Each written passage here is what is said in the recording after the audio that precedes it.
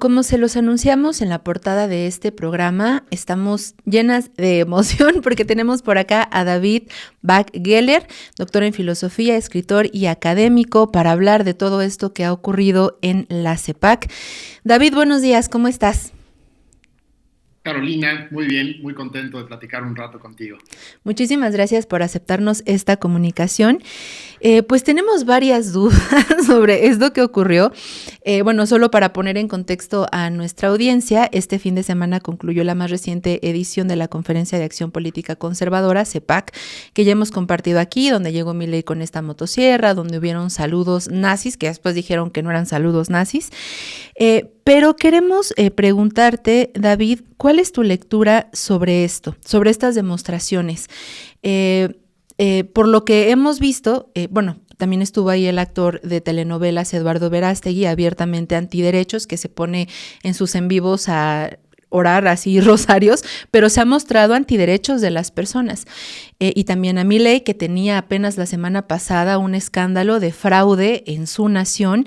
En fin, toda esta impunidad, pensamos que estas personas pues no tienen el menor interés ni en la verdad, ni en el bien, ni en la libertad, aunque se jactan de decirse libertarios y con esta visión que más bien parecería como una búsqueda de impunidad ante su propia libertad, sus propias concesiones. Pero ¿tú cómo ves, qué lectura puedes dar de estas expresiones que hubieron este fin de semana?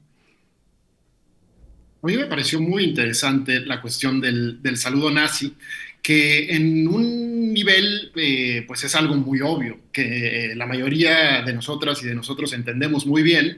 Es una forma de traer al presente y de traer a la memoria a algunos de los peores asesinos de la historia y de la historia moderna, sin duda, como son los nazis en Alemania. Pero yo me quedé pensando, y además viendo las imágenes que han circulado tanto de estos diferentes personajes haciendo el saludo, y me pareció que también podemos sacar algunas cosas o algunas enseñanzas menos evidentes de este saludo, porque de alguna manera esto de convocar a la historia o al pasado para reafirmar los propios principios no es algo novedoso, ¿no? Muchos grupos sociales miran al pasado y toman diferentes gestos de grupos en resistencia, de grupos que han defendido los principios con los que ellos también se identifican.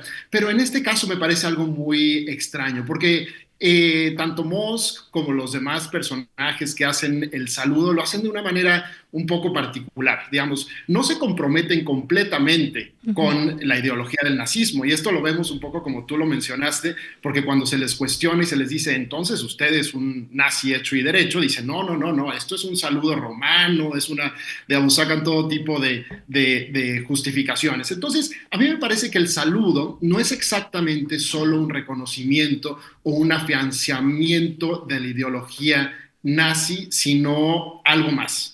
Y este algo más es un poco, digamos, más interesante. A mí me parece que funciona, por ejemplo, como el gran gesto antiliberal. De alguna manera, convocar el nazismo es convocar todo lo que se opone al liberalismo. Quiere decir, por ejemplo, oponerse a la tolerancia, oponerse al pluralismo, ¿no? Entonces, de alguna manera, este saludo es una especie como de atajo para decirle al mundo, yo lo que no soy es liberal. Acá empieza una nueva época del mundo en la que se vale explícita y abiertamente ser antiliberal. Uh-huh. David, ¿y a quién consideras que les hablan? Es decir, o sea, bueno, mi duda es, estas personas por sus propios discursos, por lo que hacen, incluso más que por sus discursos, por lo que hacen.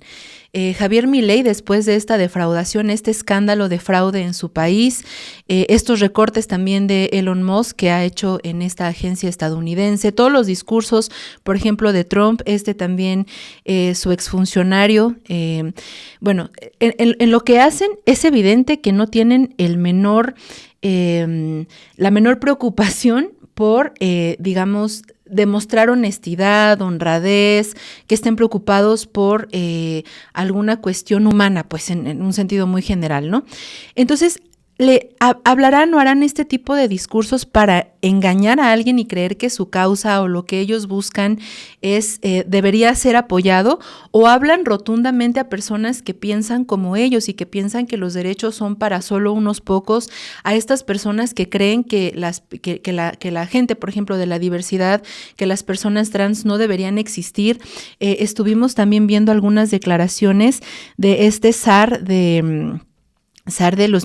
contra migrantes, pues Tom Homan, perdón, el SAR fronterizo de Donald Trump, que literalmente dijo que quería borrar de la faz de la tierra a las personas, bueno, que él dijo a los grupos terroristas, pero sabemos que para ellos terroristas pues es cualquier persona que no encaje con su visión o con su estar, y también este trato, por ejemplo, a las personas migrantes. Es decir, buscan ellos en estas manifestaciones abiertamente fascistas, en sus discursos, en sus hechos, convencer a alguien de que su camino, digamos, debe ser seguido, por decirlo así, o les hablan a personas que piensan como ellos. ¿Qué lectura tú ves en esta intención de tan descaradamente hacer este tipo de gestos?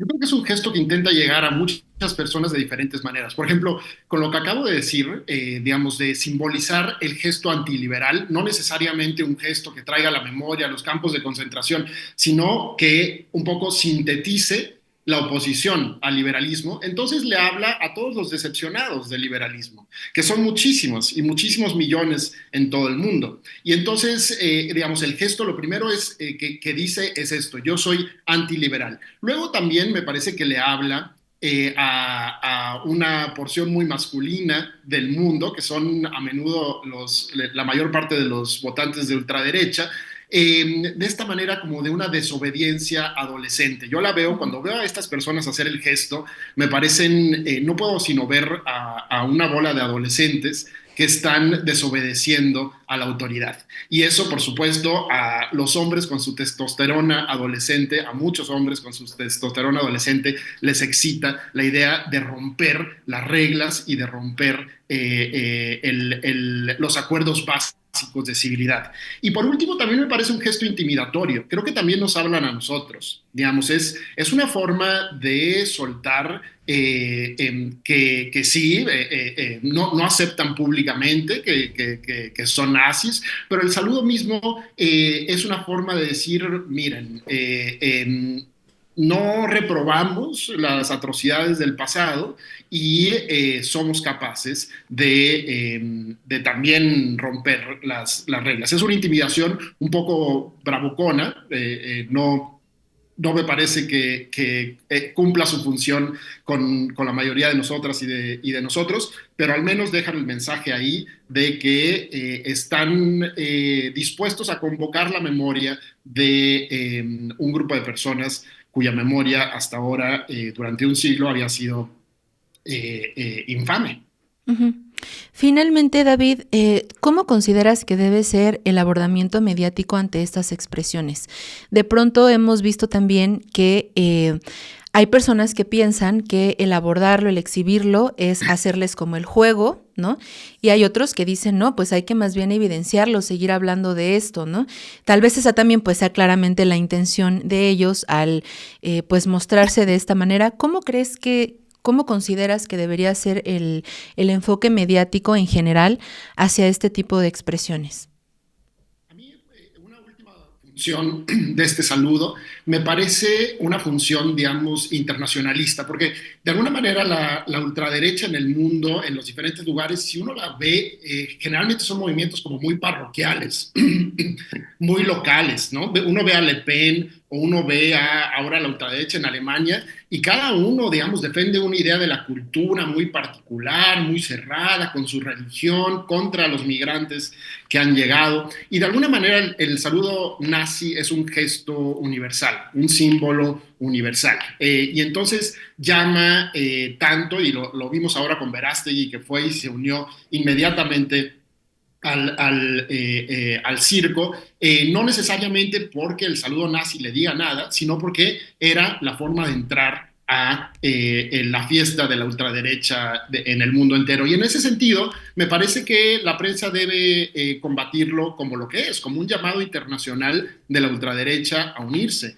Y definitivamente no debemos silenciarlo o hacer como si fuera una travesura insignificante. Estas son las personas que tienen el mayor poder en el mundo, ¿no? Ujú. Entonces, me parece que debemos de pensar qué está detrás de estos gestos, no simplemente darlos, escandalizarnos y darlos por hechos, realmente pensar consciente e inconscientemente qué están haciendo estos personajes, pero no parar de explicar y explicitar qué es lo que está detrás de estos gestos, por ejemplo. Digamos, me parece que debería de haber mucho más resurgimiento histórico sobre lo que implica el nazismo y su memoria, pero me parece que la prensa en general, y sobre todo la que tiene claros principios de libertad de expresión, debería de combatirlos frontalmente y por eso aprovecho y agradezco este espacio para poder platicar un poco de mis reflexiones sobre este gesto tan pequeño, tan rápido, tan inmediato, pero que implica tantas cosas tan siniestras para nuestro presente. Ujú. Ahora sí, finalmente, porque, perdón, esto no quiero dejar de preguntártelo, sobre Eduardo Verástegui, que ahorita mencionabas. O sea, me parece, a ver cómo lo ves tú, acá en México, pues es un exactor de Televisa, ¿no? Que nadie, o bueno, pienso eso, ¿no? Como que nadie realmente tomaría en serio, también en el sentido en el que estos intentos que ha hecho por formar un partido político no han tenido ningún fruto. Pero tú crees que este tipo de comunicación, ¿no? No verbal que está ocurriendo en Estados Unidos con esta conferencia tenga alguna repercusión en México? Es decir, ¿cómo ves el panorama, si tienen eco estas cosas o si podría tomar fuerza en México? ¿Cómo ves este panorama desde nuestro país? Yo lo veo difícil, de nuevo, veo a Verástegui como un oportunista y es interesante porque esta internacional de ultraderecha de la que estoy hablando no está siendo convocada desde Estados Unidos o desde el centro, sino al revés, son los representantes de la ultraderecha de los países del sur que van corriendo a unirse o a mostrar su pertenencia a este grupo, ¿no? Entonces, digamos, Verástegui no es que haya sido invitado, fue invitado tal vez, pero más bien él es el que va un poco como paracaidista a salir la foto. Me parece que estos símbolos, de nuevo, tienen la capacidad de resonar en diferentes capas de la población y en diferentes capas de nuestra conciencia también. Yo no necesariamente su función es la más consciente de decir, sí, yo estoy de acuerdo con ellos, sino de introducir sentimientos y de introducir posibilidades sociales. Entonces hay que estar, me parece, muy despiertos y muy críticos, pero veo difícil que en México, aparte de una minoría, que es la misma minoría que como ya apareció en Ternuritas y apareció en muchos lugares, ya es una minoría que practica la exclusión, que practica valores antiliberales como la falta de tolerancia, el racismo, el clasismo, etcétera. Entonces, digamos, esta es una oportunidad más para celebrarlo, para mostrar su pertenencia, pero no creo que tenga, digamos, efectos de expansión, ¿no? Pero eso no implica que además sea una oportunidad por su forma tan burda, directa y provocadora para reaccionar con una internacional de izquierda, ¿no? Digamos, si la derecha está promoviendo una unidad internacional, me parece que la única manera de confrontarla es desde la izquierda, también promoviendo una unidad internacional no basada en gestos de exclusión y de barbarie, sino en razonamientos y en principios políticos mucho más éticos. Ok, David, pues muchísimas gracias por pues ampliarnos esta discusión para pensar también, hay mucho que pensar, que reflexionar. Ojalá podamos mantener la comunicación porque seguramente pues va a haber mucho más de qué conversar. Finalmente, ¿dónde podemos encontrar tus libros? Justo el que mencionabas de Ternuritas, el hinchamiento lingüístico de AMLO, que está acá en Editorial Chamuco, pero también de Gramáticas de la frivolidad y dónde podemos seguirte, dónde podemos pues eso, darle continuidad y seguimiento a tu trabajo. Bueno, muchas gracias. En estos tiempos frívolos, tal vez el oportunista fui yo porque salió este libro mío sobre gramáticas de la frivolidad en el Fondo de Cultura. Y bueno, ya está accesible y a la venta en todas las librerías del Fondo de Cultura, en la red de Ducal, en línea, y por supuesto el libro que es tan importante para mí y que me une con toda la familia del Chamuco, que es Ternuritas, que espero que se siga leyendo porque hay muchas cuestiones que reaparecen de diferentes maneras en nuestro presente. Y podemos seguirte acá, bueno, aparece tu red, la que es Backgeller, la que está acá, Backgeller, ¿verdad? Keller, con doble L, ahí me hallan. Ok, perfecto. Pues David, te agradecemos de verdad muchísimo estos minutos de comunicación. Ojalá nos permitas pues continuar conversando sobre estos y otros temas. Por supuesto que sí, siempre es un placer platicar contigo, Carolina. Gracias, un abrazo y bonito día. Un abrazo. Mantente informada e informado con las noticias más relevantes del día en La Noticiera. Ya lo sabes, de lunes a viernes a las 11 de la mañana.